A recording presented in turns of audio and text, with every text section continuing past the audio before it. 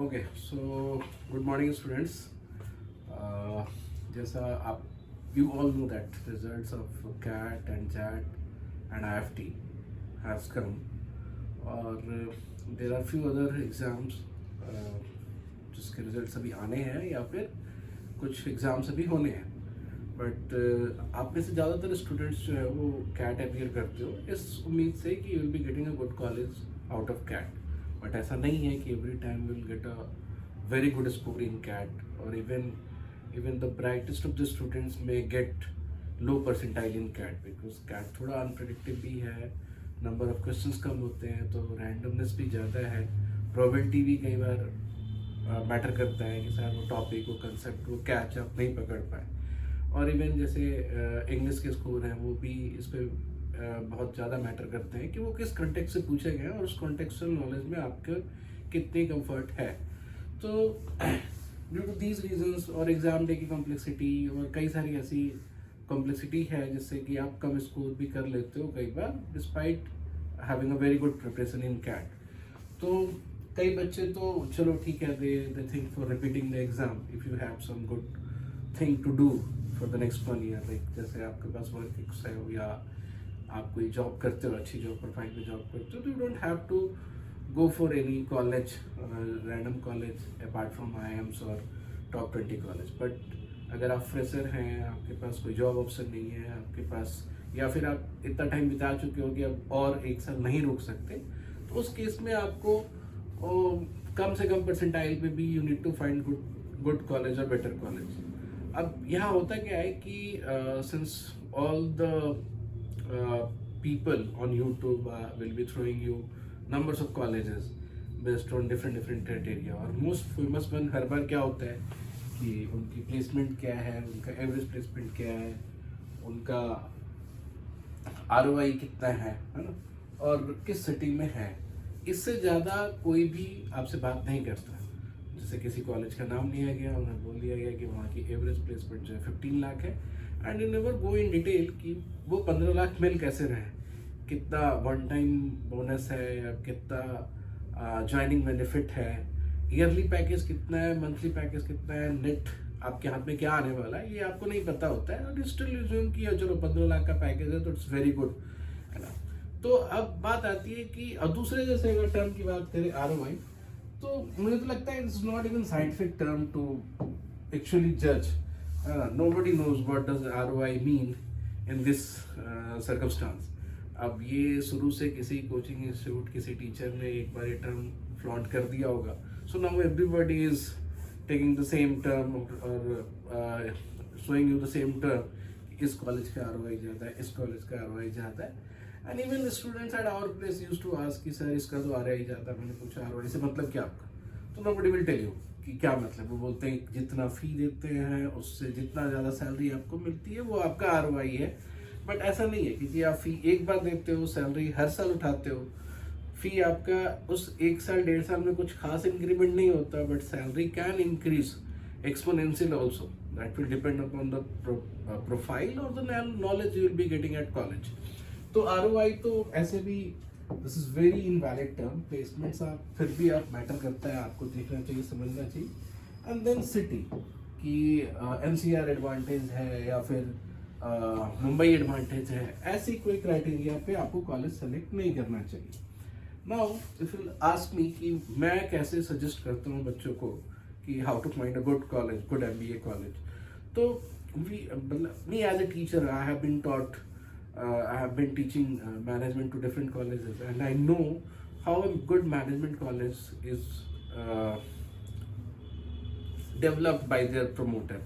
Random syllabus को compile करके IIM का और हार्वर्ड का कुछ टीचर्स को लगा के एक अच्छा मैनेजमेंट कॉलेज नहीं बनाया जा सकता।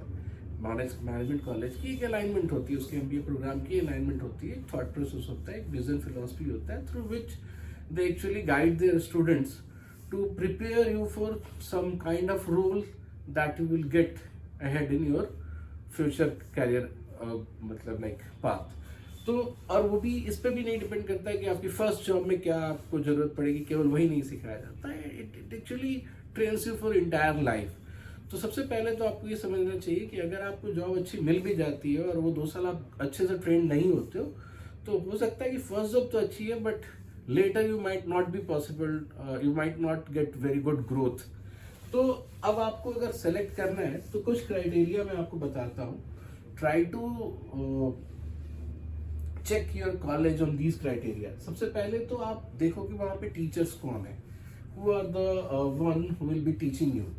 अभी मैं कुछ कॉलेजेस के डायरेक्टर्स और प्रमोटर्स के बारे में उनके इंटरव्यूज वगैरह पढ़ रहा था, तो दे वर टेलिंग कि टीचर्स नहीं पढ़ा पाते हैं, जो कॉर्पोरेट के सीनियर्स हैं वही पढ़ाते हैं। ये बहुत बेवकूफ़ी वाली बात है, बिकॉज इवन वर्ल्ड वाइड ये प्रैक्टिस है। जो रिसर्चर्स हैं, जो फिलोसफिकली मैनेजमेंट को, सब्जेक्ट को समझते हैं, रिसर्च करते हैं, they will always be the good teacher for management. Industry के लोग आपको थोड़ा एक्सपोजर देते हैं कि उनकी इंडस्ट्री में अभी क्या चल रही है, they can not teach you a subject. तो अगर आपको ऐसा लगता है कि इंडस्ट्री के लोग आगे आपको पढ़ाएंगे तो अच्छा होगा, ऐसा कुछ प्रेजुडिस नहीं रखिए। आपके टीचर अच्छे होने चाहिए, जो फुल टाइम फैकल्टीज हैं वो अच्छे होने चाहिए, वो रिसर्चर होने चाहिए, उनका बैकग्राउंड अच्छा होना चाहिए। तो टीचर्स की प्रोफाइल जरूर देखिए, उन्होंने क्या किया है अपने ग्रेजुएशन में, पोस्ट ग्रेजुएशन में। चलो ग्रेजुएशन को आप इग्नोर कर सकते हो, एटलीस्ट रिसर्च कहाँ से किया है, कौन कौन से पेपर पब्लिश किए हैं, कौन कौन सा बुक्स लिखे हैं। और पेपर भी आपको ये देखना पड़ेगा कि किस स्टेचर के मैगजीन में और जर्नल में उन्होंने पेपर पब्लिश किया है। सेकेंड चीज कि उस कॉलेज या उस इंस्टीट्यूशन की अभी रिसर्च और कंसल्टिंग असाइनमेंट्स क्या है, किस टाइप का रिसर्च वो कर रहे हैं। Are they frequently coming up with research papers, are they getting good consulting projects from different companies और इवन गवर्नमेंट। जैसे कई सारे कॉलेज हैं जिसको बाहर की गवर्नमेंट भी या स्टेट गवर्नमेंट या सेंट्रल गवर्नमेंट भी प्रोजेक्ट्स देती हैं कि आप इस पे बताइए हम क्या करें, किस तरह का प्लान ऑफ एक्शन लें। Even for the social issues और इकोनॉमिकल इशूज को भी प्रोजेक्ट्स जो है मैनेजमेंट कॉलेज को मिलते हैं। तो आपको ये देखना चाहिए कि कॉलेज पे करंट रनिंग रिसर्च और कंसल्टिंग असाइनमेंट्स क्या है और एकेडमिक रिसर्च भी कैसी हो रही है। उसके बाद प्रोजेक्ट्स, किस तरह के प्रोजेक्ट्स कॉलेज कर रहे हैं बाय देयर ओन फंड और funds they are getting from other organisation to complete the project, वो कैसा चल रहा है। इन सबसे क्या होता है कि आपको प्रैक्टिस्ड और नॉलेज इन प्रैक्टिस आपको मिलता है कि आपको टीचर्स जब अगर प्रोजेक्ट कर रहे हैं तो स्टूडेंट्स को इन्वॉल्व भी करते हैं और इनसाइट्स फ्रॉम दोज प्रोजेक्ट्स वो अपने लेक्चर को भी इन डेप्थ देते हैं। तो आपको ये देखना पड़ेगा कि उस वहाँ पे किस तरह, जिससे कि आप लाइव एग्जाम्पल से हमेशा रिलेटेड रहो। कुछ लोग, बाहर के लोग, कुछ इंडस्ट्री के लोग अगर आपको 2 घंटे लेक्चर दे दे तो वो एक्सपोजर नहीं देगा जो आपको teachers, those who are practicing or those who are consulting companies can give you that kind of involvement wise exposure.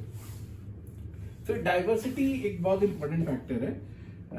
Make sure कि आपका मैनेजमेंट कॉलेज में कंट्री के डिफरेंट साइड से बच्चे आ रहे हैं और डिफरेंट प्रोफाइल्स के बच्चे आ रहे हैं। And also try to see कि उनकी करंट स्टूडेंट बैच किस तरह की है, are they coming from good colleges और मीडियोकर कॉलेजेस। तो अगर ये डाइवर्सिटी फैक्टर भी है तो वो कॉलेज अच्छा होगा। अगर उनके पास डिफरेंट स्टेट से डिफरेंट स्ट्रीम से बच्चे आएंगे, वर्क डिफरेंट कंपनीज के वर्क वाले बच्चे आएंगे, तो वो डाइवर्सिटी फैक्टर होगा, तो वो भी कॉलेज अच्छा होगा। एंड आई मेक श्योर कि अगर अभी इनके प्लेसमेंट स्टैट्स अच्छे नहीं भी हो, अगर इस तरह का कोई कॉलेज है which is able to provide all these 4 things to you, है ना। ऑफ कोर्स करिकुलम, पेडागॉजी भी थोड़ा आप देख समझ सकते हो, बट जनरली अगर ऐसा है तो उनकी करिकुलम भी अच्छी होगी। तो अगर कोई कॉलेज ये सारी चीजें आपको प्रोवाइड करता है, तो अगर आपका फर्स्ट प्लेसमेंट ना भी बहुत अच्छा हो तो भी आप लॉन्ग टर्म में you can do very good there. Next thing, अगर आपको मैच करना है, हालांकि प्लेसमेंट तो आप चलो देख ही सकते हो, आपको प्रोफाइल भी देख करना चाहिए कि किस तरह के प्रोफाइल ऑफर हो रहे हैं कॉलेज से। क्योंकि कंपनीज के नेम बहुत सारे कॉलेज लिख देते हैं कि हमारे यहाँ बिग 4 आते हैं, हमारे यहाँ ICICI बैंक आती है, हमारे यहाँ लॉजिस्टिक की कंपनी आती है, but they never tell you कि फॉर व्हाट प्रोफाइल। तो एक ही कंपनी हर तरह के कॉलेज में जाती है to have different type of people for different profiles. तो आपको ये देखना पड़ेगा कि उस कॉलेज के बच्चे अगर किसी कंपनी में जाते हैं तो they are working on what profile.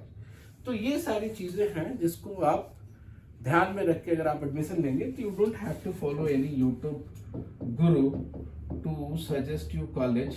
आप अपने इस क्राइटेरिया पे कॉलेज को जज कीजिए, देखिए अगर इसमें ये फिट है कॉलेज और डिस्पाइट उसका नाम कहीं नहीं लिया जा रहा है तब भी वो कॉलेज अच्छा है। ऐसा इसलिए भी बता रहा हूँ मैं कि रिसेंट 10 ईयर्स में गवर्नमेंट की या फिर नॉन गवर्नमेंट की कई सारी ऐसी ऑर्गेनाइजेशंस हैं जिन्होंने कुछ कॉलेजेस ओपन किए हैं जहाँ पे ये सारी चीज़ें आपको मिलेंगी। भले ही उनका प्लेसमेंट स्टैट्स अभी बहुत स्ट्रेट नहीं है, बट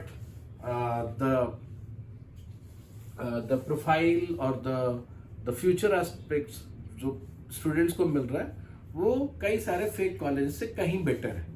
ओके, तो ये आपको ध्यान देना है। Thank you very much.